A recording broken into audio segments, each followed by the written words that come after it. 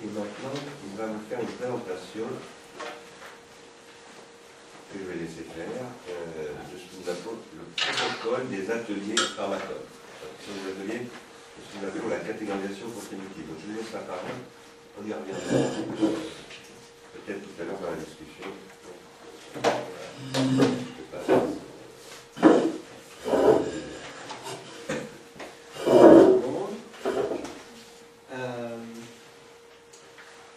Alors, le protocole que je vais vous présenter, c'est quelque chose qu'on va mettre en place dès la semaine prochaine.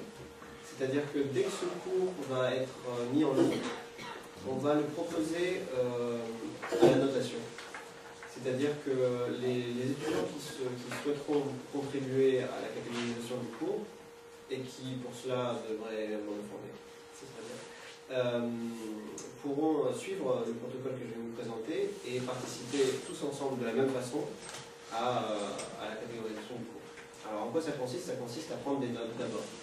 C'est quelque chose qui va être fondamental. Et si vous avez pris des notes pendant ce cours, c'est très bien, vous pourrez participer. Si vous n'en avez pas pris, c'est pas grave, vous pourrez revoir le cours et participer quand même. Mais la première étape, c'est donc de prendre des notes. Ça, c'est des notes que j'ai prises durant l'un des séminaires de l'IRI, il y a un mois. Elles ont été prises sur Word, mais vous n'êtes pas obligé de passer par un logiciel comme Word. Vous pouvez les prendre sur papier, vous pouvez les prendre sur un logiciel ou autre, c'est vous qui voyez. Après, c'est... Excusez-moi, si vous avez envie de le faire, parce que bien sûr. C'est absolument pas obligatoire, évidemment. Et ces notes que vous aurez prises, ce serait quand même plus pratique, je le signale quand même, si vous les preniez, ou en tout cas si vous les recopiez ensuite dans un logiciel de traitement de texte comme Word, comme OpenOffice ou n'importe lequel. Donc ça, c'est les notes telles que je les ai prises. Maintenant, ça, c'est les notes telles qu'elles ont été indexées suivant un langage d'annotation que vous voyez apparaître en haut de l'écran et qui comporte 6 pré-catégories, comme on les appelle, mais qui sont surtout les 4 premières qui sont les plus importantes pour l'instant. Dans cette première phase qu'on appelle la phase d'indexation, où on va vous demander, si vous participez, donc de qualifier vos notes selon 4 types de formats. Soit qu'elles sont des notes qui expriment votre compréhension, c'est-à-dire quelque chose que non seulement vous avez retenu parce que ça a fait écho à quelque chose en vous, mais que vous avez l'impression d'avoir compris. Et alors à ce moment-là, vous les mettrez en vert, il faudra les surligner. Soit un trouble, je saute directement au troisième, le rouge. Un trouble, c'est quelque chose qui vous évoque quelque chose, mais avec lequel vous vous sentez en contradiction, qui vous trouble en fait. Comme le dit Socrate à Ménon dans Ménon, le dialogue de Platon, c'est quelque chose qui vous pose problème. Pas forcément, mais en contradiction. Ouais. Mais en difficulté. Pas forcément en contradiction, mais c'est... Moi j'appelle ça, quand on a parlé avec Pauline, la surpréhension. Il y a des éléments de la compréhension. Bon, par exemple, on parle de la vertu, Socrate explique que la vertu, c'est pas les vertus, il y a quelque chose qui unifie toutes les vertus, qui s'appelle la vertu. J'explique ça en commentant, vous me dites, ouais, j'ai compris, on appellerait ça la raison de la série en mathématiques. Donc c'est la raison de la série. Donc c'est élément de compréhension, c'est la raison de la série. C'est sous paraphrase de les faire tout souvent. Puis après, vous allez me dire, oui, mais où est l'élément de la série? Quel est le statut qui constitue la raison de la série? Quel est son statut? Alors ça va devenir un élément de surpréhension. C'est une question qui a tout. Et il faut distinguer ce genre de questions avec ce qu'on va surligner en bleu et qu'on appellera commentaire, qui là sera plutôt quelque chose que vous voulez ajouter, quelque chose où vous avez une question qui vous vient mais que vous voulez formuler.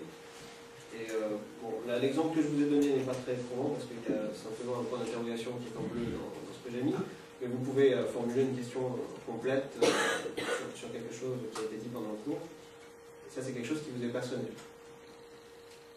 Et enfin, il y a un autre type de format, c'est les mots-clés qui sont propres au locuteur. Ce qu'on appelle mots-clés propres au locuteur, c'est ceux qui ont été effectivement prononcés dans le cours. C'est ceux que Bernard a prononcés lui-même et qui vous semblent représenter particulièrement des éléments de compréhension sans lesquels vous ne pourrez pas comprendre ce passage du cours. Ça peut être un mot qui, par exemple, pas présent dans ce que j'ai dit, et que vous allez résumer par un mot que j'utilise. En gros, bon, là, il parle de l'attention personnelle. Très très important ces mots-là, parce que ce sont des mots qui permettent de faire des liens entre différents éléments. Donc, c'est ça des mots-clés. Et après, si vous activez ce mot, par exemple, dans un moteur de recherche, vous allez trouver toutes les occurrences qui. Donc, ce sont des mots très importants. Il y a des mots que vous allez utiliser qui sont les vôtres, ce ne sont pas les miens. Et ça, c'est très important aussi. Parce que vos éléments de compréhension et de surpréhension sont caractérisés par vos mots à vous, qui ne sont pas les miens. Et c'est ça qui est intéressant. Donc, enfin, c'est ça. Tout est intéressant, mais ce qui est intéressant, c'est de faire la mise en rapport entre ces mots que je pratique, les mots qui sont vos mots, et peut-être des mots qui sont pratiqués par d'autres personnes qui écoutent ce cours, et qui ont les mêmes que vous, ou des mots qui sont à l'opposé des vôtres. Alors là, ça devient intéressant. Juste une précision, ne prenez pas en exemple le passage en jaune que je vous dis là, qui n'est pas significatif, que j'aurais dû changer, mais ce n'est pas un mot-clé en l'occurrence là qui a été souligné. On voit d'ailleurs pas très bien sur l'écran la différence entre le jaune et le vert. En fait, vous voyez, vous avez l'image. C'est pas un mot-clé là. Donc si on vous demande de qualifier vos notes, c'est parce qu'on va essayer de tracer, un peu plus tard dans le protocole, on va essayer de tracer les intersections, comme le disait Bernard, entre votre compréhension, vos troubles et ceux des autres participants. Et pour ça, on va utiliser les passages en vert, en rouge et en bleu, et on va utiliser les mots-clés. Ce sera deux types différents de traçabilité. Ça, c'est une autre phase de l'indexation qu'on appelle l'éditorialisation.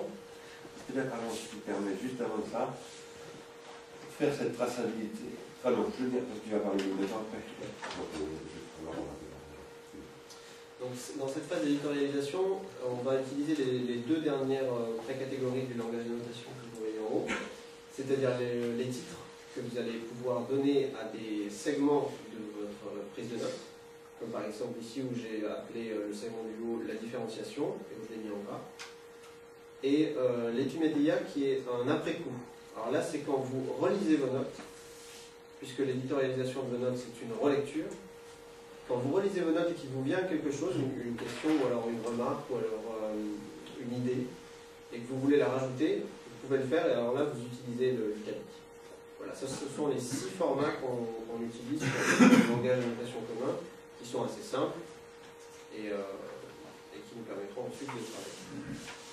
Et pardon, les éléments bibliographiques, la note jaune là, c'est un élément bibliographique. Ah oui, parce qu'en fait, comment ça marche là? Justement, c'est pour ça que je vous dis de ne pas faire attention au jaune sur cet élément-là, c'est parce qu'avant on utilisait jaune pour les éléments bibliographiques. On a changé de protocole entre-temps et on l'utilise pour les mots-clés maintenant. On a sorti les éléments bibliographiques. On les utilise. Ça ne veut pas dire que ça ne compte pas, ça veut dire que pour le moment, ça compte beaucoup évidemment, mais pour le moment on ne va pas les traiter parce que ce n'est pas le cœur du sujet. Le cœur du sujet, bon, vous avez bien compris, là on est en train de formaliser les procédures de ce qu'on appelle des pré-catégorisation. Nous sommes en train, en fait, à travers ça, d'essayer de penser ce que nous appelons un langage graphique d'annotation. Ce langage graphique d'annotation, imaginez qu'on le standardise. Et qu'il devienne maintenant, c'est tout à fait possible, que tous les philosophes en France utilisent ça pour commenter des textes. Ça devient très très très bien. Parce qu'évidemment, ces langages, si vous surlignez en jaune, la machine, à partir du moment où vous avez fait un langage, elle va comprendre, ben ça, c'est un mot-clé. Donc elle va catégoriser le même, elle va faire de la surcatégorisation automatique, elle va pouvoir faire des éléments de comparaison, elle va vous permettre à vous de vous comparer à tout ça, d'autres interprètes. Quand je vous parlais de l'Équateur, le but c'est ça, c'est de développer des universités en Équateur qui utilisent cette technologie-là, pour créer des communautés que j'appelle herméneutiques, pour développer l'herménéia, dans l'enseignement supérieur, on n'est pas fait, sur la base de ces techniques. Pardon, et quelle est la différence entre le gras et l'italique? Alors les deux interviennent au même moment, c'est-à-dire dans la relecture des notes. Mais le gras a tendance à donner un titre à un segment d'annotation, et l'italique peut s'insérer n'importe où et sert simplement à noter ce qui vous vient dans cet après-coup, ce qui vous vient de nouveau, qui ne vous est pas vu pendant que vous preniez les notes pendant le cours, mais qui vous vient dans cette relecture, et qui donc est une interprétation de vos notes, et plus une interprétation du cours. Et on est censé faire mettre un titre, mettre des paragraphes finalement avec un titre. On est censé faire ça. On n'est obligé de rien. Ouais. Oui, non, On n'est obligé à rien. On n'est obligé à rien. Mais c'est vrai que quand on c'est ce que nous appelons, et c'est ce que va décrire maintenant Paul-Émile, c'est ce que nous appelons l'éditorialisation. Quand on éditorialise ces notes, c'est-à-dire qu'on ne fait pas que les mettre au propre, mais qu'on les organise, pour en faire un petit document en soi qui pourrait être lu par quelqu'un d'autre, qui deviendrait autonome et intéressant. On est obligé de structurer, on structure sa propre lecture. Pas simplement ce qu'on interprète, mais sa propre lecture. Ça devient, en fait, progressivement, on engendre son propre texte, sa glose, comme on l'appelle, canoniquement ça s'appelle la glose, et cette glose devient elle-même un texte. Maintenant, pourquoi faire tout cela et comment on va s'en servir? On va utiliser la plateforme ligne de temps. Le protocole tel qu'il vous est proposé aujourd'hui est une première version en fait. Ça c'est important de le dire aussi, c'est qu'il va y avoir un phasage de la plateforme telle qu'elle existe aujourd'hui, c'est pas comme ça qu'elle sera à la fin. Et grâce à la participation de ceux qui contribueront, elle va évoluer avec les retours d'expérience qu'il y aura. Pour l'instant, voilà ce sur quoi vous allez arriver par exemple. Vous avez le groupe Pharmacon dans lequel seront proposés tous les cours. Là pour l'instant ce sont seulement les séminaires de l'IRI qui seront laissés et les contributeurs pourront aussi les voir et les annoter comme tout le monde d'ailleurs. Mais dans cette colonne-là, on va séminaires mettre... de l'IRI, excuse-moi, qui sont consacrés à ces questions, qui théorisent les questions de ce que nous appelons la catégorisation contributive. Ça, c'est le détail, mais voilà. Ça, c'est ligne de temps. Comme on vous l'a montré tout à l'heure. Quand on utilise ligne de temps, on a donc, comme vous le voyez, la vidéo, les lignes en bas et une fenêtre d'éditorialisation à gauche. Le protocole va consister à vous faire recopier ce que vous avez indexé et éditorialisé dans vos notes papier dans des segments comme celui-là en vert que vous voyez ici, en mettant bien sûr une couleur différente pour chaque segment selon la couleur que vous aviez mise. Et je vais y revenir. Et dans la fenêtre d'éditorialisation, vous pouvez indiquer un titre pour le segment. Vous pouvez recopier les notes que vous aviez prises et qui faisaient partie de ce segment dans la description du segment et utiliser le cadre tag pour inscrire des mots-clés qui ne seront pas... Alors, ça me fait penser qu'on a commis une erreur aujourd'hui. J'ai pensé cette nuit, puis ça me sorti de la tête. Et que nous aurions dû mettre normalement un timecode. Non, en fait, on va faire autrement. On a trouvé une solution. Oui, mais pour ceux qui prennent des notes en live, Ah oui, pour le live. normalement, c'est ce que nous faisons à l'IRI. Là, ce que vous voyez, c'est la salle des séminaires de l'IRI, du Centre Pompidou. Aujourd'hui, lorsque nous prenons des notes pendant un séminaire, nous mettons un iPad, en fait, nous mettons en format horloge, et quand on note quelqu'un qui est en train de dire quelque chose, on note le timecode. Et ça permet ensuite d'aller recaler directement sans aller se perdre. Voilà. Donc pour ceux d'entre vous, s'il y en a, qui ont pris des notes aujourd'hui et qui voudraient aller recaler leurs notes, ça oblige à revoir. Tandis que si vous aviez pris un timecode, mais vous ne pouviez pas le faire parce qu'on n'a pas démarré le timecode, vous auriez pu directement aller planter vos trucs. Et c'est ça qui est intéressant. Parce que ce qu'on nous demande, c'est pas de revoir tout nécessaire. Si vous voulez revoir, bien entendu, c'est très bien, mais ce n'est pas nécessaire. Vous pouvez décider de contribuer un jour sur un segment de 20 minutes qui n'a pas particulièrement intéressé, affecté, puis le reste, vous ne vous occupez pas. Et nous, on ne vous demande pas de contribuer à tout. Bien entendu, si vous contribuez à tout, tant mieux. On sera d'autant plus content. Et puis si vous ne contribuez pas du tout, ce n'est pas grave du tout. Mais en revanche, ce que je veux bien que vous compreniez, c'est qu'on est en train de vous dire qu'il vous faut indexer absolument tout. Enfin, c'est pas du tout ça qu'on vous demande. On ne vous donne pas des documentalistes de faire. Ce qu'on vous demande, c'est s'il y a quelque chose sur quoi qui vous intéresse, et sur quoi vous avez envie de contribuer, de donner un point de vue, de partager avec l'autre, voilà, c'est n'importe quoi. Alors, vous aurez l'alcool dans le offline, c'est-à-dire dans le online.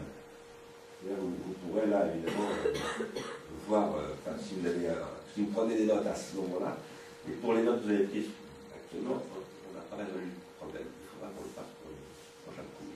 Je vais mettre un truc.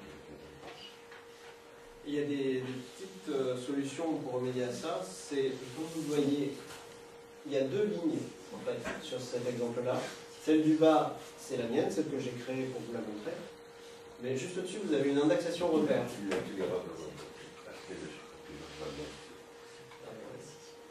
Celle-ci, c'est la mienne, avec un seul segment pour l'instant. Et celle-ci, c'est l'indexation repère. Elle sera fournie avec chaque cours et elle vous donnera une sorte de schéma de changement des plans dans le cours. Parce que comme vous le savez, dans le cours, à chaque fois que Bernard met une image ici, en fait, dans le cours, quand il est monté, les images sont réinscrites dans le montage. Et à chaque fois que... Et à chaque fois que le montage change de plan, c'est-à-dire que ça passe sur une image, puis ça repasse sur le cours, etc., ça fera une coupe. C'est-à-dire que là, par exemple, c'est un segment, et puis ici, ça coupe, et vous avez un autre segment. Donc vous aurez différents segments. Parce qu'il y a un automate sur ligne de temps, qui est un algorithme très standard aujourd'hui, qui identifie les changements de plan automatiquement. Donc, le pas un travail que nous faisons, nous, c'est le logiciel qui identifie directement. Ça permet de rythmer, déjà, sur les visions, à travers les images, et de se caler sur les images, pour finalement avoir un repère. Donc par exemple, si vous avez un problème et que aujourd'hui vous avez pris les notes et vous aimeriez les recaler tout de suite dans ligne de temps, mais vous n'avez pas noté les timecodes, vous pouvez aussi vous souvenir de l'image qui a été projetée juste avant et donc retrouver cette image et vous n'avez plus qu'à retrouver assez facilement le passage où vous avez créé votre segment. Sachant que pour retrouver une image sur YouTube, déjà, il suffit de passer votre doigt, votre souris sur la ligne de temps de YouTube et vous avez les images qui s'affichent. Donc, dès qu'on a un petit peu l'habitude de manipuler ça, on navigue très facilement avec ces techniques-là. Et avec ligne de temps, c'est un petit peu différent. Et puis, il faut savoir aussi que dans la mesure où, comme je vous l'ai dit, c'est un phasage du protocole, à un moment donné, vous allez avoir des facilités pour transvaser directement, peut-être même dès le cours 2, directement toutes vos notes prises sur Word ou OpenOffice, en segment, ça le fera peut-être automatiquement. Et après, vous n'aurez plus qu'à aller modifier pour arranger les éventuelles erreurs qui y aura. Juste un point sur ce que vient de dire Polémie. Il dit ça pourra, etc. On vient de créer une équipe numérique pour développer tout ça. Il y a des ingénieurs qui travaillent avec Polémie et avec moi et qui sont en train de développer des fonctions spécifiquement pour ça, qui sont d'ailleurs en train d'améliorer le temps. En plus, qui va être très fortement amélioré parce que probablement avec la Bibliothèque nationale de France, on a utilisé des lignes de temps dans son département audiovisuel. Donc, on n'est plus à l'époque où vous aviez utilisé des lignes de temps comme les premiers avions de l'aérospatiale. Ça vole un peu mieux, quoi. Pas des Airbus, mais... Et c'est en train de changer. Et on va surtout faire évoluer le logiciel en fonction des pratiques qui seront développées. Ici, mais pas seulement ici, on fait des choses comparables avec d'autres communautés. Je voulais rajouter quelque chose sur l'idée de phasage, c'est que là, je vous propose un protocole et je vous dis qu'il va changer. Alors, vous pouvez vous dire, oui, mais à quoi ça sert que je change ? Le protocole va changer de façon très lente et sporadique et par morceaux, et en général, va vous faciliter la tâche. Donc, il vaut mieux l'apprendre au début, tel que je vous le propose, et puis trouver la tâche simplifiée au fur et à mesure de mieux en mieux. Mais là, ce que je vous montre, c'est une ligne de temps quasiment vide, avec juste un segment qui vient d'être créé. Après, ça peut ressembler à ça. Comme vous le voyez là, vous avez de nombreux segments sur la ligne que j'ai créée. Vous avez des segments de compréhension, des segments de trouble et des segments de commentaires. En ce qui concerne les mots-clés prononcés par le professeur, donc par Bernard, ils sont représentés par des marqueurs jaunes, qui sont placés exactement au moment où les mots sont prononcés. Enfin, exactement, quelques secondes près, c'est pas très large. Ça va nous permettre aussi donc de faire de la traçabilité. Comme vous avez compris, peut-être, on l'a dit par le professeur, c'est-à-dire Bernard, mais ça pourrait être un professeur de n'importe quel MOOC. Autrement dit, nous sommes ici en train d'essayer d'inventer un MOOC intéressant, qui permet non pas de faire de la télévision scolaire au rabais ou plus ou moins je ne sais pas quoi, mais de faire que des classes participatives, où les étudiants contribuent beaucoup au cours, se développent avec un instrument, donc un instrument qualité. Donc le but de ça aussi, c'est d'essayer de penser l'avenir éditorial du cours universitaire. Et vous voyez aussi, même si vous lisez mal, que le segment qui est sélectionné, qui est celui-ci, possède un titre, qui est celui que vous aurez inscrit dans votre indexation. La description du segment correspond à ce que vous avez mis en vert. Et ici, vous avez les tags qui sont ceux qui correspondent à la fois à... Si par exemple j'avais sélectionné ce segment-là, vous y verriez le tag correspondant au mot-clé prononcé par Bernard, plus les tags que vous avez éventuellement rajoutés vous et qui n'ont pas été prononcés par lui. Ça, c'est une phase supplémentaire d'éditorialisation qu'on ne va pas vous proposer d'emblée, qu'on va d'abord tester sans doute avec les chercheurs du Pharmacon, et qui consiste dans ligne de temps à faire encore une fois ce que je vous ai dit tout à l'heure de la phase d'éditorialisation où on peut encore une fois revenir sur ces notes pour interpréter ces notes. Là, on interprète son interprétation de ces notes. Mais c'est une phase qui n'est pas proposée dans le protocole. Pour l'instant, donc, le groupe Pharmacon sur ligne de temps ressemble à ça. C'est-à-dire que vous avez les 3 séminaires que je vous ai montrés. À terme, vous aurez tous les cours qui seront disponibles là. Et en cliquant sur un cours, vous pourrez le voir, comme je vous le montrais là. Vous pourrez le voir en dehors de ligne de temps, mais on vous propose d'afficher les annotations des autres et les vôtres. C'est masqué par défaut pour éviter d'influencer votre interprétation du cours avant que vous ayez à noter. Mais en gros, une fois que vous cliquez sur afficher, ça vous donne ça. Pour l'instant, il n'y a que 2 annotations sur celui-là. Mais imaginez-vous la chose avec une dizaine, une vingtaine de lignes, avec à chaque fois du bleu, du jaune, du rouge, du vert, qui permettrait de voir là où les rouges se retrouvent, là où les verts se retrouvent, etc. Juste un point important sur ce que je viens de dire. On désactive d'abord l'accès aux autres. Parce que penser, c'est penser par soi-même. Les sophistes, c'est-à-dire Facebook, vont, eux, vous donner accès immédiatement aux autres. Parce que ce qui les intéresse, c'est que vous pensiez comme les autres. Ça leur permet de faire des économies d'échelle. Donc on est dans la logique exactement inverse des réseaux sociaux.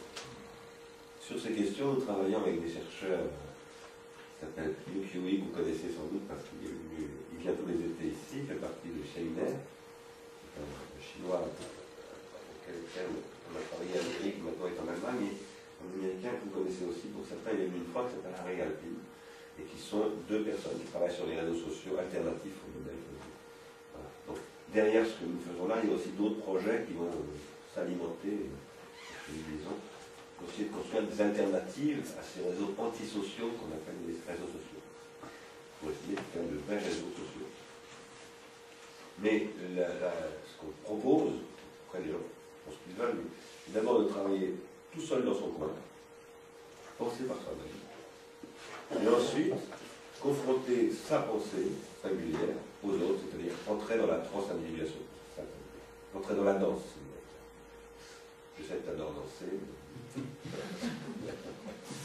Caroline Delitima, c'est très bien. Oh, merci.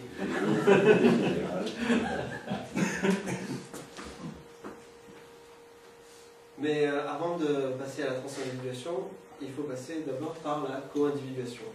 Et pour cela, si Bernard parle de réseaux sociaux, c'est parce qu'on va avoir, après cette phase-là, la possibilité donc de mettre en rapport les différentes interprétations, et donc de mettre en rapport les différents interprètes. Et de les faire se retrouver sur un réseau social qui donc est en cours d'élaboration. Mais en attendant, on va proposer donc des ateliers herméneutiques qui sont de différents genres et que je vais vous présenter. D'abord, il va y avoir des ateliers qui concerneront deux types de publics. Il y aura des ateliers pour les étudiants de pharmacone et il y aura des ateliers pour les chercheurs, ceux qu'on appelle les chercheurs pour l'instant et qui sont globalement les gens qui participent au séminaire de pharmacone et aussi à l'académie d'été en général. Les ateliers qu'on va proposer sont de deux types eux aussi. Il y aura des ateliers qu'on appelle synchrones, c'est-à-dire qui seront des rendez-vous fixes et qui seront en ligne et que j'animerai. Il y en aura un avec les étudiants et un avec les chercheurs. Ces ateliers, on les organisera quelques jours après la publication des cours et donc la possibilité de les travailler. Donc, a priori, le premier atelier étudiant devrait survenir à la fin de la semaine prochaine ou en début de semaine suivante. On va faire ça avec le logiciel Google Hangout pour commencer. Et ça permettra de réunir environ une dizaine de personnes par atelier synchrone.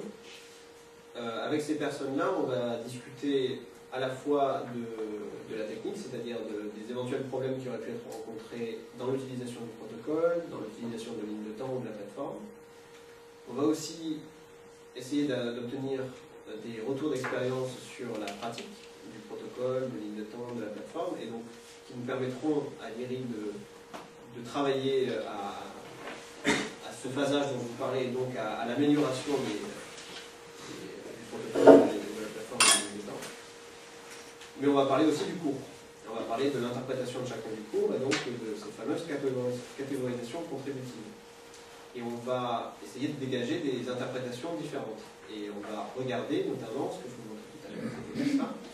On va regarder ça, mais aussi, ce que je vous ai pas montré, mais on va comparer les mots-clés. On va essayer de tracer les mots-clés et de voir les différences et les rapprochements dans les interprétations au niveau des mots-clés. Juste un point là-dessus, ça c'est un point très très important. Le but de ça, c'est que contribuer à cet atelier 10 personnes, 100 personnes, 1000 personnes. Et pour que ce soit, et qu'à un moment donné, cet atelier marche tout seul, il n'y a plus besoin qu'on s'en occupe, je développe tout seul.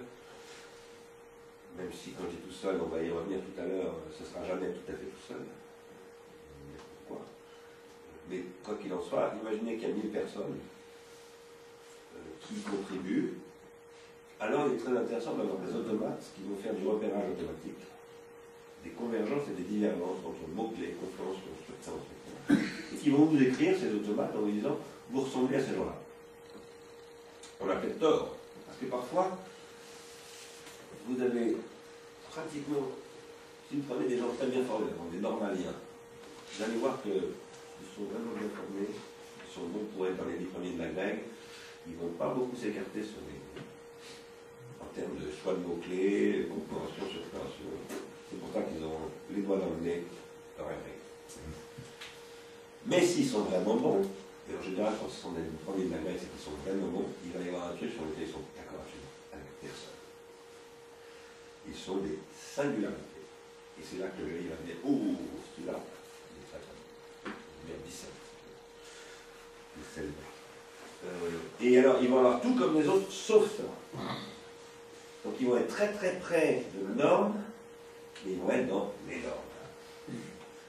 Et du coup, ce sont eux qui vont produire quoi? Ce que nous appelons de l'invention catégoriale. C'est-à-dire qu'ils vont produire des catégories nouvelles que personne n'a jamais utilisées. Et là, le jury d'ailleurs, il va dire, ah, ils sont très très bons, ils connaissent très très bien, ils les connaissent très très bien, etc. Et en plus, on se parle même. Ce n'est pas toujours le cas des normes. Beaucoup, mais pas tous. Surtout quand on passe par les là. Alors, donc, nous travaillons à mettre en place des automates, parce qu'aujourd'hui, il y a des technologies mathématiques, statistiques, extrêmement efficaces pour produire cela. Mais ensuite, nous travaillons à la désautomatisation des automates. C'est-à-dire que nous créons des manettes pour débrancher l'automatisation, ou bien pour transgresser l'automatisation. Pourquoi? Pour ramener à la discussion herméneutique. L'automate ne peut jamais interpréter. L'automate ne fait que des corrélations.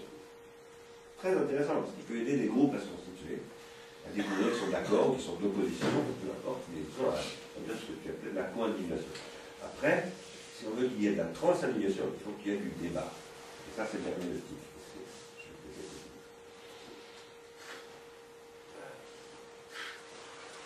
En attendant d'obtenir le réseau social qu'on est en train d'élaborer, on a aussi créé un forum qui permettra, dans la mesure où les ateliers synchrones en ligne ne permettent pas de réunir tous les participants, et ça nous embête, on aimerait bien que tout le monde puisse assister, en tout cas au moins à ces ateliers en différé. C'est pourquoi les ateliers synchrones sont enregistrés et diffusés à travers le forum, qui permettra aussi à ceux qui le souhaitent de discuter de ces ateliers, mais de discuter de ce qui a été discuté dans les ateliers d'une façon différente. Et sur le forum, il y a deux espaces. Là, je vous montre que l'espace étudiant, mais en dessous, il y a un espace chercheur qui est accessible aux chercheurs. Et sur le forum, on pourra discuter des mêmes choses que dans les ateliers, mais avec un nombre plus large de personnes.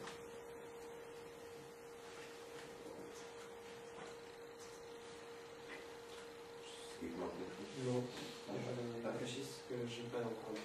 Pardon? Je réfléchis s'il y a quelque chose que je n'ai pas encore. Alors, ce qu'il faut que vous compreniez, c'est ce vers quoi nous allons.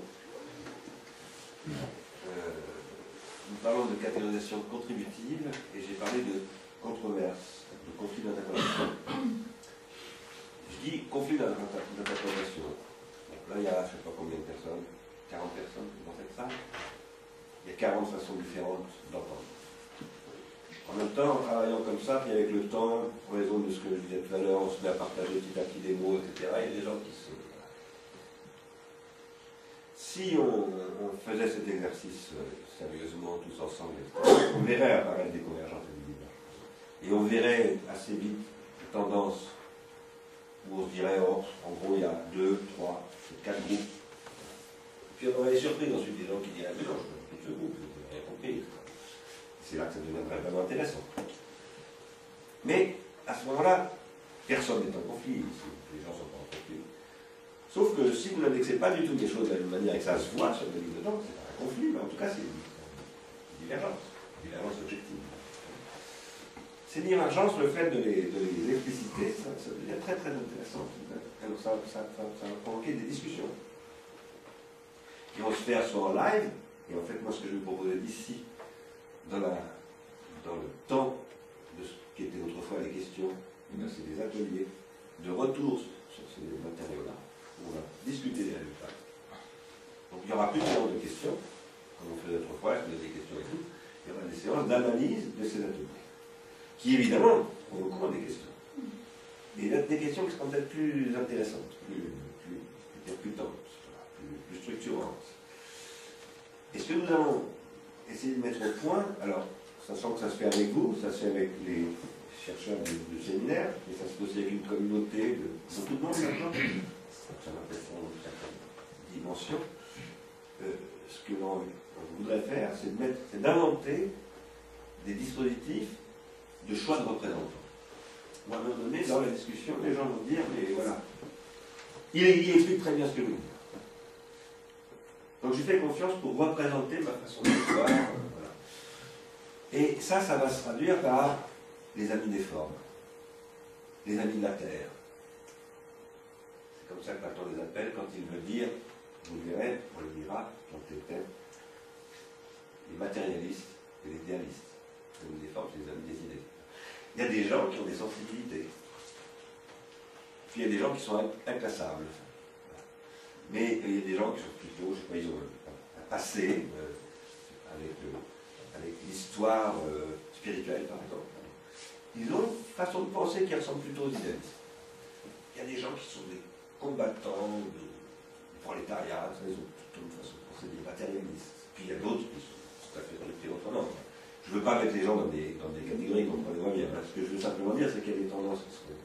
Et ce qui nous intéresse justement, c'est de casser ces catégories. C'est d'essayer de faire émerger d'autres choses que catégories idéalistes, matérialistes. et de faire émerger des groupes qui comprennent comment ça catégoriser un peu autrement l'histoire de la philosophie, le monde contemporain. Ça qui est intéressant.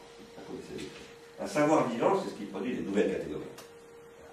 Typiquement, Louis de Broglie, celui qui a amené à exploser les catégories classiques de la forme de la matière. Louis de Broglie, Schrödinger, physicien de la mécanique quantique. Ils ont cassé les choses. Ça a donné lieu à une très grande controverse avec Einstein, dont je parle dans le texte, dans la vidéo dont je vous parlais tout à l'heure sur Mediapart. Si vous regardez toute l'histoire des savoirs sont basés sur des controverses. Et donc enseigner les savoirs, c'est enseigner les controverses. Alors, une chose est d'enseigner les controverses, une autre chose plus intéressante, et sur la base de l'enseignement des controverses du passé, de créer des controverses du futur. C'est-à-dire d'ouvrir de vraies alternatives, de créer de l'avenir, de créer du désir. Voilà, c'est ce qu'on essaie de faire avec des outils qui constituent ce que j'appelais tout à l'heure l'organologie de mes rêves. On peut peut-être arrêter là, on va discuter, si vous voulez. Mais ça demande des structures absolument colossales, ça, quand même. Qu'est-ce que ça s'appelle les structures? Les structures, je veux dire que elles sont passionnantes, si tu veux, de faire émerger les objets de la controverse. Hein, ça paraît évident, quoi.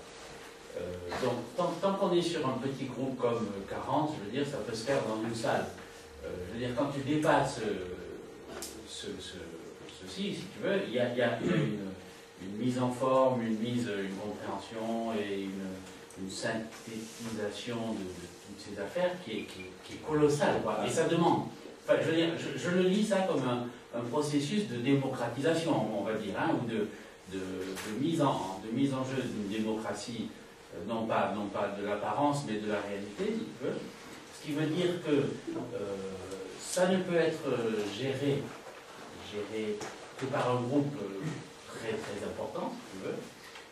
Et deuxièmement, ça pose le problème du temps aussi. Il faut un temps disponible absolument énorme, quoi.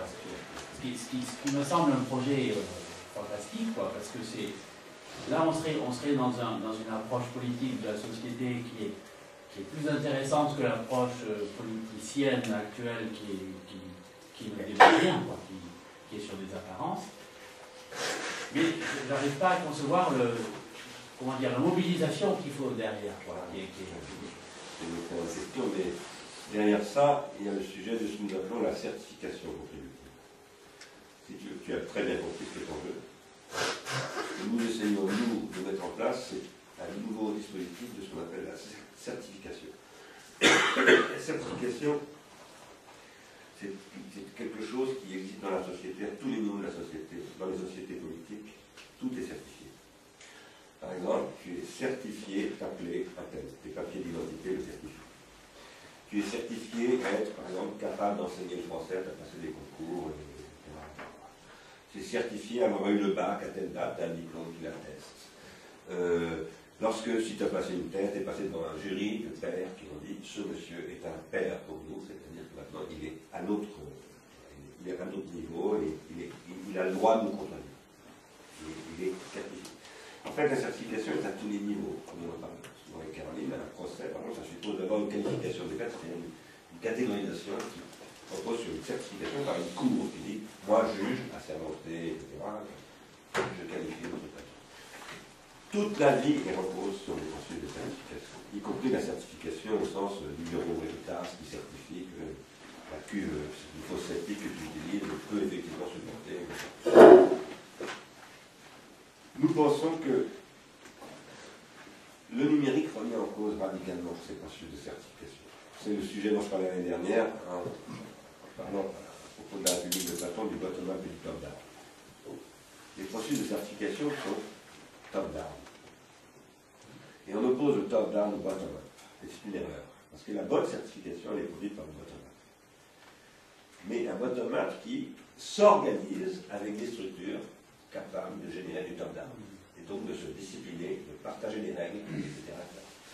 En ce moment, le web est très menacé. Vous savez, on entend beaucoup dire, parce que beaucoup de gens disent sur le web, on trouve tout et n'importe quoi, il va falloir réglementer ça. C'est très dangereux.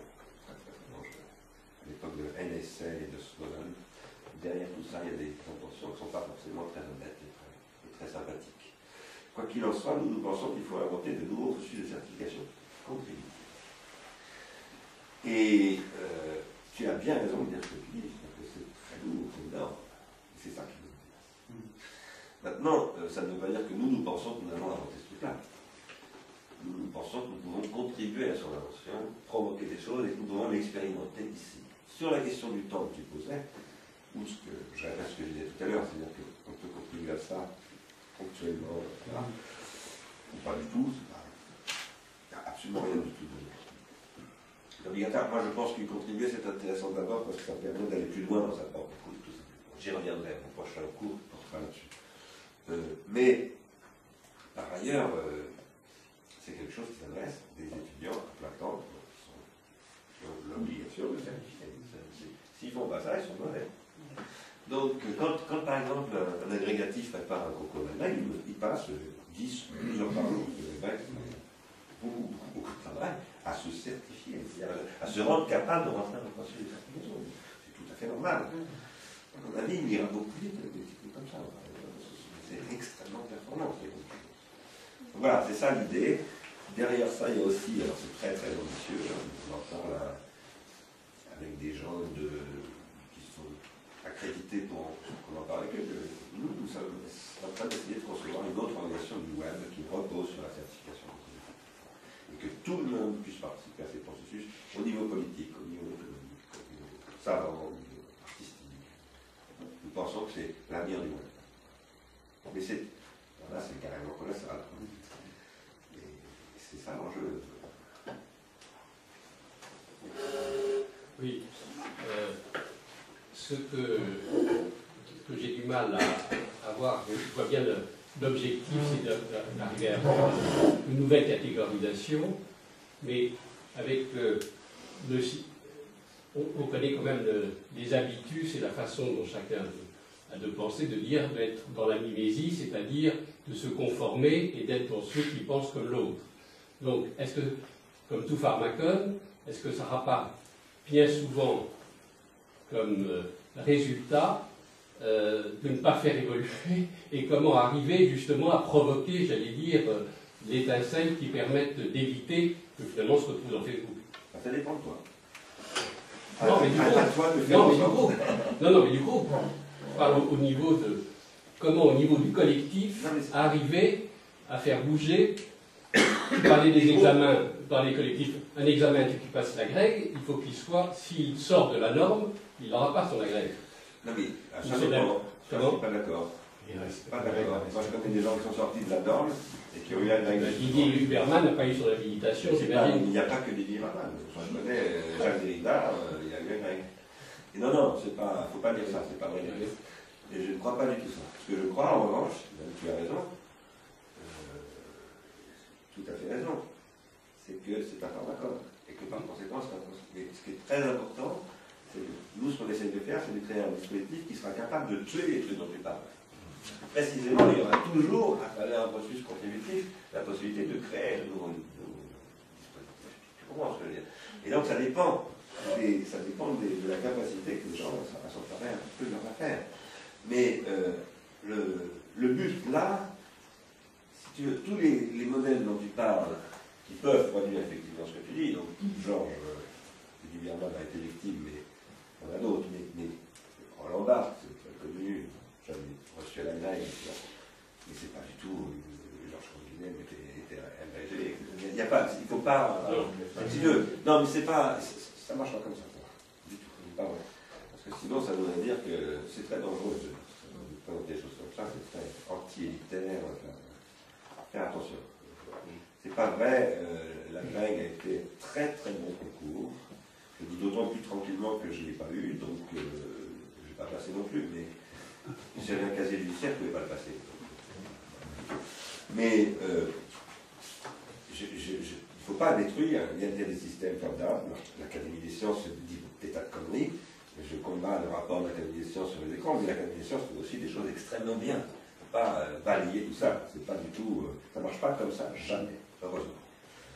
En revanche, ce que tu veux sûrement dire, et qui est ça pour moi très, très important, c'est que ces institutions-là, quelles qu'elles soient, académie artistique, qui concerne Georges Bernard, académie scientifique, qui concerne la physique ou les maths, académie philosophique, etc., la plupart sont calés soit sur des modèles ontologiques qui viennent de Aristote, c'est-à-dire le Platon, relu par Aristote, et qui sont des modèles où il y a des catégories immuables qui correspondent à ce qu'on appelle des régions de l'être dans la langue de Husserl. Et à ce moment-là, ça fige de fait, parce que c'est une pensée scientifique et axiomatique qui est intrinsèquement basée sur un figement. C'est la théorie de l'être qu'on va étudier dans le sophisme, bientôt. Ou à l'inverse, on a des catégories qui sont soit des matérialistes, c'est-à-dire des héritiers de Démocrite, où il n'y a que du changement, etc., et qui s'opposent à cela, mais qui répètent un peu la même chose, de manière un peu stérile, souvent. Les théoriciens matérialistes aujourd'hui, j'en connais beaucoup. Moi-même, je suis un ancien matérialiste au sens banal du terme. Et j'ai été très très convaincu de ça, même pas dogmatique, mais j'en connais beaucoup. Il y a des gens très très bien là-dedans. Aujourd'hui, ils sont plutôt figés. Ils sont aussi figés que ceux qui sont du côté de l'autre. Ça revient exactement au même. Ils n'arrivent pas à se parler, ils ne croient plus à rien, ils sont complètement dégoûtés, ils ne proposent rien. Moi, je soutiens que Simondon et d'autres ont ouvert d'autres perspectives. Qui ne pensent plus dans ces oppositions de catégories, etc.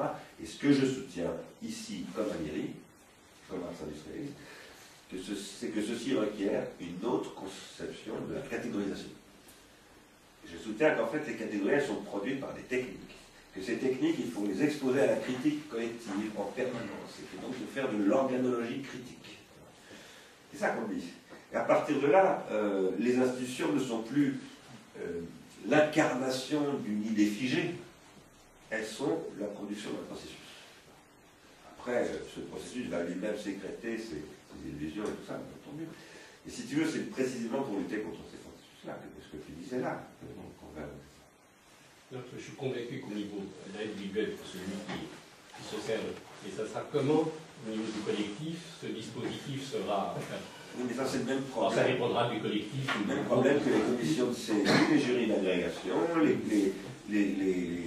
jurys de doctorat, les jurys de communion solennelle, enfin, il n'y a pas de jury, des processus, des rituels, et toute cette merde, voilà, qui est produite, mais c'est toujours comme ça. Les institutions, ça pose toujours ce type de problème. Maintenant, il faut inventer de nouvelles institutions. On parle, beaucoup de gens cassent les pieds avec une nouvelle constitution. C'est là-dessus qu'il faut faire des processus-là. Il faut inventer. Le collectif n'est pas moutonnier du tout. C'est nous qui sommes moutonniers. Le collectif n'est pas moutonnier. Platon, c'est un collectif. Socrate, c'est un collectif. Tout ça.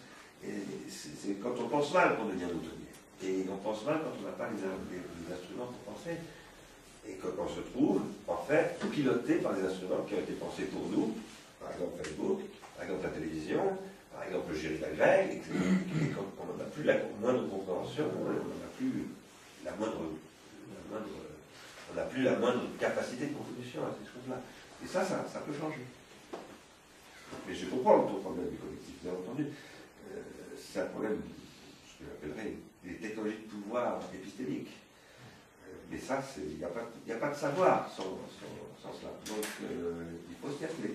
Il ne faut pas en avoir peur. Mais ce qu'il y a, c'est que concernant l'agrégation, il y a un enjeu qui peut peut-être justement pousser au mimétisme, justement parce qu'il y a un enjeu, il y a un diplôme, il y a une... Là, en l'occurrence, il n'y a pas d'enjeu, si ce n'est le développement personnel. Mais il y a autre chose qui, moi, m'inquiète, qui me fait penser à Facebook, c'est que, par exemple, sur Facebook, on livre de manière consentie des informations sur nous-mêmes. Et là, de la même manière, avec cette catégorisation, on livre aussi des informations justement sur ce qu'on pense et sur des contradictions. Et comment est-ce qu'on peut éviter que ce soit récupéré de la même manière que Facebook, les informations qu'on livre sur nous-mêmes, elles sont récupérées et elles sont utilisées contre nous. Comment est-ce qu'on peut... Voilà, Excusez-moi une seconde, évidemment, Caro, je te dis un mot. Tu t'en vas ? Non, je reviens. Ah d'accord, il faut qu'il montre. C'est-à-dire que moi, pour moi, j'ai l'impression qu'il y a un danger à livrer comme ça quelque chose qui est de l'ordre de se livrer sur quelque chose qui est de l'ordre de l'esprit, quoi. Et comment est-ce qu'on peut éviter que ce soit récupéré à un moment par quelqu'un qui a de mauvaises intentions? Ça me fait penser à quelque chose, c'est les organismes qui étudient les désirs des consommateurs pour leur proposer Je pense que je devrais répondre sur ce point. D'abord, ça c'est une question de courage. C'est-à-dire que je pense que dans les périodes de bonne santé politique, on n'a absolument pas peur de faire des opinions. Parce que on n'a pas peur, on est là pour ça. Donc, maintenant ce que vous dites, c'est quand il y a des automates qui permettent de les exploiter, ça se pose dans des questions nouvelles. Vous ne parliez pas de la police qui vous examine encore plus, qui vous examine à travers ça, évidemment, mais vous parliez du fait qu'on peut vous retourner contre vous en fait votre production. Eh bien, je réponds que non. Parce que ce que nous soutenons à l'IRI aujourd'hui, c'est que le web, qui, il y a 20 ans, a été conçu pour faire ce qu'on veut faire. Au départ, c'était ça l'objectif des gens qui ont fait le web. Le web a évolué dans un sens qui nous permet pas de le faire, pour une raison très précise, qui est que les grandes entreprises du marché numérique, des réseaux sociaux, et la relation, enfin bref, tout ce qu'on appelle le social engineering, etc., les moteurs de recherche, ont exclusivement favorisé le développement des fonctions qui permettent de calculer sur des choses comparables. Et ce que nous nous disons, c'est qu'en fait, ce qui est intéressant dans la vie, c'est ce qui n'est pas comparable. À partir de là, l'intérêt de faire des catégories qui vont faire qu'on va se comparer les uns les autres, on va dire bah oui, on se ressemble, c'est qu'à un moment donné, on va dire oui, on se ressemble, mais pas là. Et ça, c'est pas comparable et c'est pas calculable. Ce n'est pas sommable. C'est-à-dire que ça n'est pas automatisable. Si vous voulez, tout ce que vous décrivez comme un danger, ça je sais bien parce que j'en parle beaucoup, moi-même je me bats contre ça, c'est tout ce qui repose sur la catégorisation automatisée des gens par la calculabilité, c'est-à-dire la transformation de leur singularité en particularité. Big data, ces choses-là. Et là, ce qu'on essaie de faire, c'est des machines herméneutiques qui produisent de l'herménéia, c'est-à-dire quelque chose qui n'est pas réductible à un calcul. Et j'en reparlerai dans le cours. Ce qui est réductible à un calcul, c'est ce qui relève de ce que Emmanuel Kant appelle l'analytique de l'entendement. Et irréductible à un calcul, c'est ce que Emmanuel Kant appelle les synthèses de la raison. Et il y a aujourd'hui toute l'organisation actuelle du numérique est faite pour favoriser l'entendement contre le réseau, c'est-à-dire pour tuer la raison, pour faire disparaître. Quand je dis que c'est fait pour, les gens ne veulent pas faire ça, bien entendu. Et le résultat est celui-là. C'est l'élimination de la capacité de raisonner, c'est-à-dire de penser par soi-même. Ça, et quand il dit c'est la capacité de synthétiser, c'est encore, il répète ce que dit Socrate, mais en le disant beaucoup plus, en développant beaucoup plus loin les conséquences. Nous essayons de faire une machine à raisonner et non pas à comprendre. Raisonner, ça veut dire faire sortir des processus de surpréhension qui engendrent de nouvelles catégories et qui donc ne sont pas calculables par les automates de l'entendement numérique. Voilà, donc je comprends ce que vous dites, mais premièrement, je crois qu'il ne faut pas du tout avoir peur de s'exposer. Je pense que c'est parce qu'on ne s'expose pas, c'est que ça va très mal aujourd'hui. C'est parce qu'on ne s'individue pas, c'est ce qu'on expose, c'est uniquement les aspects mimétiques, justement, c'est des côtés grégaires. Et le but là, c'est précisément de développer quelque chose à l'opposé de ça. Et deuxièmement, l'opposé de ça n'est pas calculable. Donc ça n'est pas exploitable par des systèmes de contrôle comportemental comme les réseaux sociaux.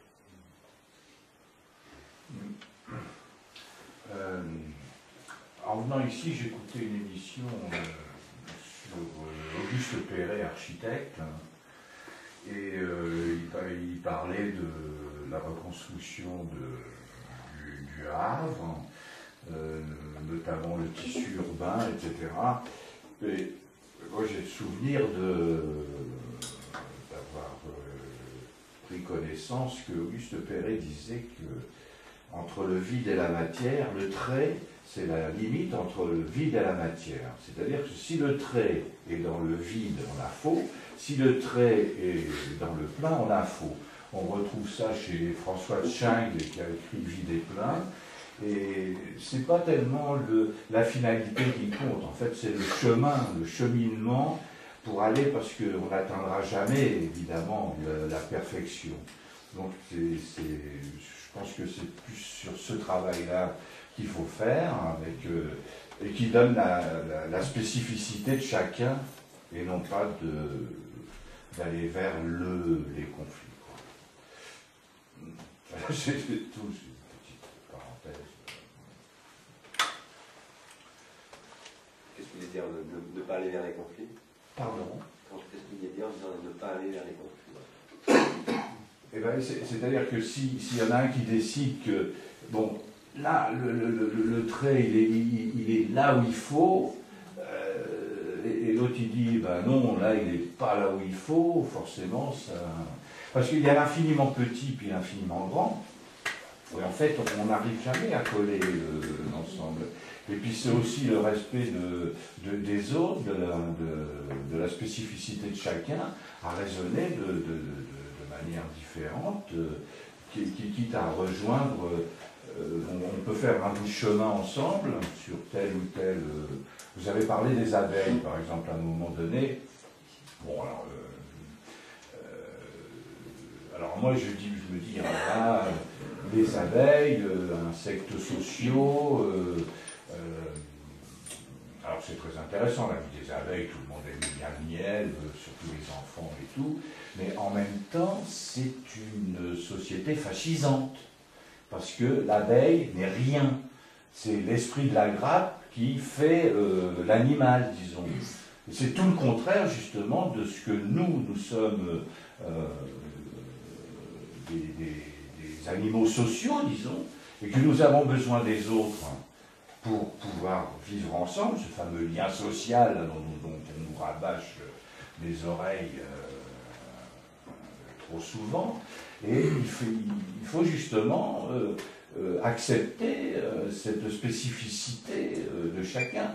Et sinon, effectivement, il y a des monstres qui sont là derrière et qui veulent nous écraser par le bas pour faire quelque chose d'uniforme, évidemment pour mieux contrôler tout risque de débordement qui serait au contraire de leurs propres intérêts.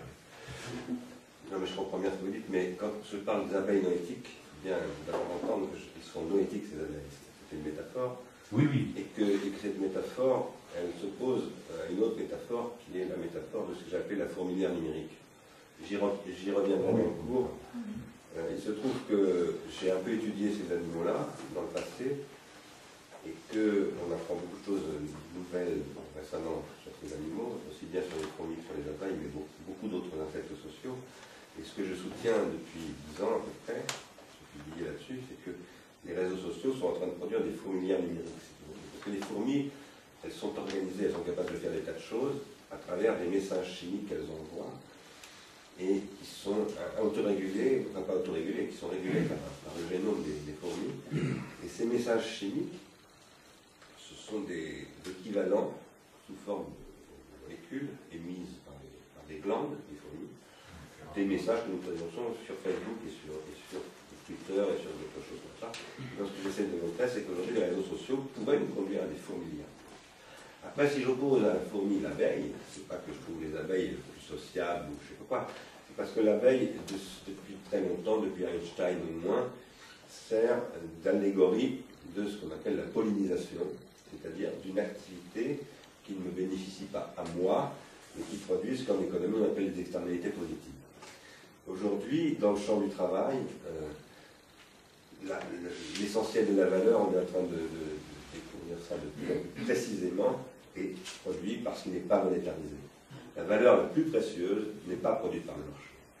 Et Amartya Sen a beaucoup développé là-dessus, et donc, quand on sait que la fourmilière sert à travers, parce que la fourmi, pas la fourmi, l'abeille, la ruche, l'abeille est un des principaux pollinisateurs, pas le seul.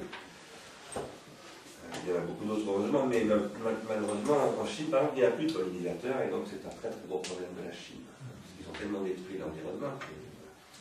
Eh bien moi je soutiens que tout ce que Socrate dit à propos de la maïotique et de la fécondation de l'esprit des autres, c'est en fait un processus de pollinisation noétique, ça correspond tout à fait la même fonction que le pollen dans le végétal, sauf que là, ce qu'ils allaient faire produire, ce n'est pas des végétaux, c'est des âmes noétiques, c'est-à-dire de l'esprit. Quand vous disiez, à propos du plein et du vide, moi je ne raisonne pas comme ça, parce que je pense que les gens intelligents changent. Et donc, quand on vient, par exemple, écouter un cours comme ça, quand on discute avec... Il y a deux façons de discuter. Il n'y en a pas que deux, il y en a beaucoup. Mais il y a deux grandes façons de discuter. Il y a ceux qui parlent pour se mettre en valeur. Il y a ceux qui parlent pour écouter celui qui parle. Et ceux qui parlent pour se mettre en valeur, ils ne bougent jamais. Ils ne changent jamais leurs idées. Mais ils se mettent en spectacle. Donc ils viennent essayer de mettre, voilà, de dire, voyez, comme je suis intelligent, comme je défends bien les... Et puis il y a des gens qui discutent parce qu'ils ont envie de changer. Alors, quand ils se disent qu'ils ont envie de changer, c'est pas qu'ils ont envie de changer pour envie de changer, c'est parce qu'ils sont intéressés, ils sont curieux, comme on disait dans le bon sens du terme. La curiosité, au sens où le goût de savoir, c'est une forme de curiosité. Nous pensons que les gens qui apprennent, ce sont des gens qui se transindividuent, ils se transforment. Et cette transformation, elle se fait dans une étroite relation avec la transformation des autres. Contre les autres, avec les autres, à côté des autres, différemment des autres. Mais toujours en relation avec eux. Alors il peut y avoir une manière idiote d'être contre. Systématiquement, il y a des gens qui sont toujours contre d'abord. Des gens qui ne savent que être contre. Il y a des gens qui ne savent que être pour, ils sont toujours d'accord avec tout le monde, mais ils le sont sincèrement en plus. Des petits esprits. Et puis, parfois on est aussi comme ça dans une période de sa vie, parce qu'on est en régression, on est déprimé, ou je ne sais pas. Ça change, il y a des jours où on est beaucoup plus ouvert que d'autres, des humeurs. Mais là où les moments où il se passe des choses intéressantes, un grand match de foot par exemple, une grande discussion dans un bistrot, ça arrive, pas courant, mais moi ça m'est arrivé, c'était une super discussion de comptoir. Tout à coup, les gens sortent, voilà, de leur catégorie. Et ça, je crois, c'est ça qui est intéressant. Parce que c'est là qu'il y a de l'invention, de la création, de la générosité, de l'habituel, du train-train, quoi. Et nous croyons beaucoup à ça. Nous pensons que... J'y crois d'autant plus que dans le séminaire de l'école, c'est ce qui se passe. Les gens qui suivent les séminaires sont en général des gens assez outillés, quoi. Genre Greg et compagnie. Ils ont des moyens, eux, ils savent bien qui ils sont, ils savent à quoi ils tiennent, ils savent très très bien défendre leurs idées, leurs arguments, tout, ils se transindividuent. Voilà, et ça c'est intéressant, et ça existe vraiment. Les bons laboratoires de recherche, j'en ai dirigé 3, c'est les laboratoires, ils fassent ça. Quand vous avez vraiment des équipes de recherche qui sont pérennes, c'est ça qui se passe. Dans tous les domaines. Les bonnes équipes de foot, les bonnes écoles je sais pas, d'art moderne, ça. Après, il y a les attitudes. Autre chose. Les attitudes, par exemple, le fluxus par rapport au cubisme, ou je sais pas quoi. Enfin, les attitudes, ça. Je crois que c'est ce qu'adorent les journalistes, les petits véreux, tout ça. Oui, le côté people, quoi. Ça va loin. Ce que vous dites, ça me fait penser à une chose, c'est que en fait, ce réflexe de se mettre en avant, ça arrive dans les groupes. Enfin, pour moi, ça arrive dans le groupe, dans les groupes des gens qu'on fréquente quotidiennement, ou alors dans des logiques de compétition, comme des gens qui veulent avoir un diplôme. Et ce qui me semble intéressant avec ça, c'est qu'on va pouvoir être en relation avec quelqu'un qu'on ne connaît pas, avec qui on va peut-être échanger une fois et qu'on ne reverra plus jamais. Et c'est comme dans la vie, quand on rencontre un inconnu, qu'on est quelque part, on ressent aucunement le besoin de se mettre en avant par rapport à lui, et du coup on l'écoute parler, et du coup avec un outil comme ça, on va pouvoir être en interaction avec des gens qu'on reverra peut-être jamais. Et c'est aussi ce qui peut assainir l'interaction. Moi, je crois beaucoup à la... Je suis quelqu'un qui est toujours dans une espèce de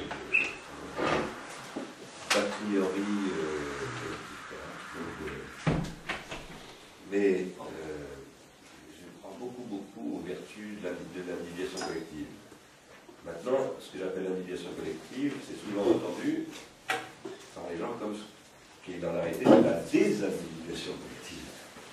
Aujourd'hui, il y a très peu d'individuation collective. Il y a énormément de désindividuation collective. La désindividuation collective, ça existe.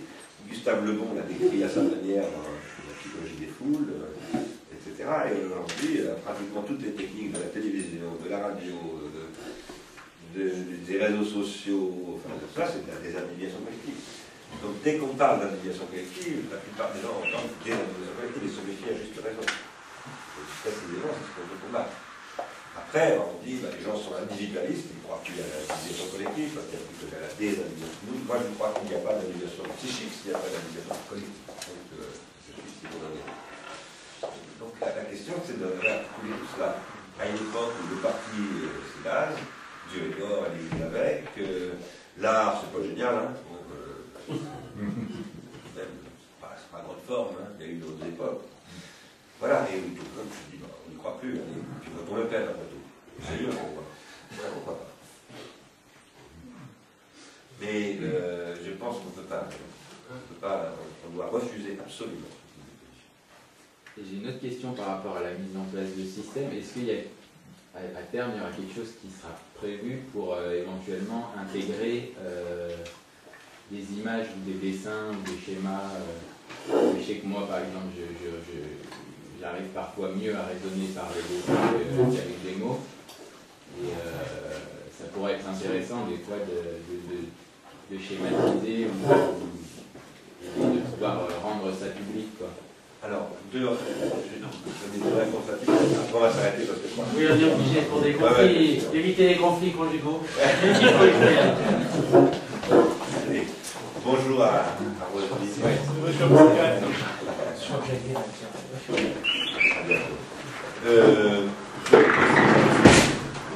D'abord, oui, je pense qu'on devrait pouvoir intégrer les enjeux, parce que derrière ça, il y a un autre chantier dont on ne va pas parler, parce que c'est un chantier qui est mené par Simon Lassel, un chantier sur l'éditorialisation, qui devrait permettre de développer des fonctions de ce type assez largement.